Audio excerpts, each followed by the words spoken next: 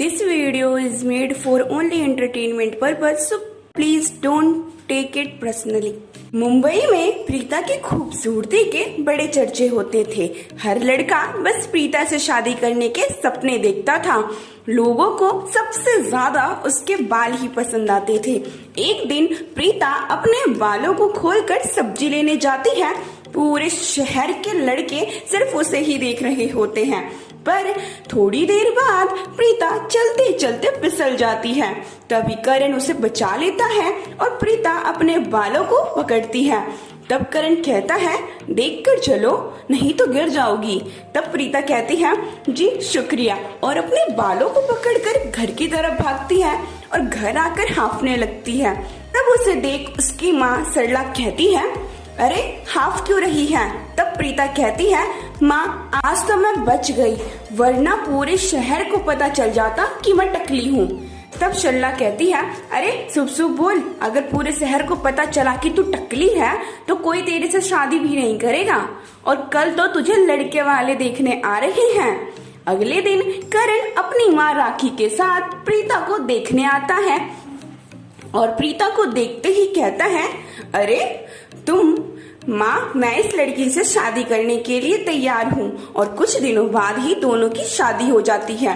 शादी के अगले दिन प्रीता राखी और करण के लिए नाश्ता लेकर आती है, पर जैसे ही वो नाश्ता टेबल पर रखती है उसका बैग गिर जाता है। ये देखकर करण और राखी हैरान रह जाते हैं। तभी राखी कहती है, हे भगवान, ये तेरे बाल अचानक नीचे कैसे गिर गए? तब करण कहता है, माँ बाल नीचे नहीं गिरे, ये तो हमेशा से ही टकली थी, इसने नकली बाल लगा रखे थे। तब राखी कहती है, अरे ओ चुड़ैल, तुझे मेरे ही बेटे की जिंदगी बर्बाद करनी थी। आज तो मुंह दिखाई की रस्म है, तू तो पूरे शहर में मेरी नाक कटवा देगी। इतना कहकर राखी तेज तेज रोने लगती है। तब प्रीता कहती है, नहीं माँ, मैं अच्छे से बिग लगाऊंगी तो किसी को पता ही नहीं चलेगा। तब करण कहता है, पर इससे तुम्हारी असलियत तो नहीं छुप जाएगी ना?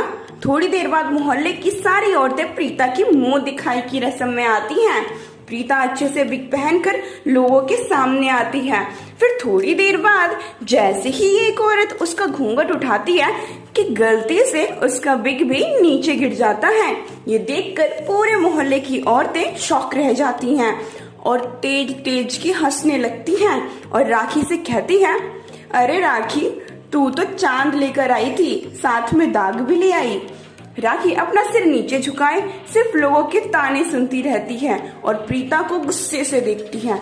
और फिर सबके जाने के बाद वो प्रीता को खींच कर थप्पड़ मारती है और उससे घर के सारे काम करवाती है।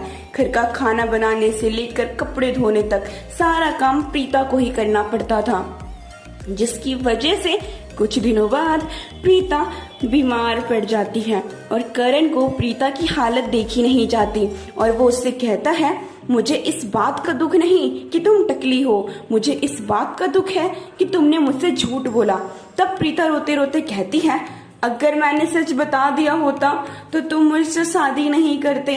तब करण कहता है, तुम जैसी हो वैसी ही अच्छी हो, झूठा दिखावा करने की कोई जरूरत नहीं है। और फिर करण प्रीता को माफ कर देता है। तो दोस्तों, आपको हमारी ये स्टोरी कैसी लगी हमें कमेंट करके जरूर बताएं और वीडियो को लाइक शेयर जरूर करें और हमारे चैनल को सब्सक्राइब करना ना भूलें।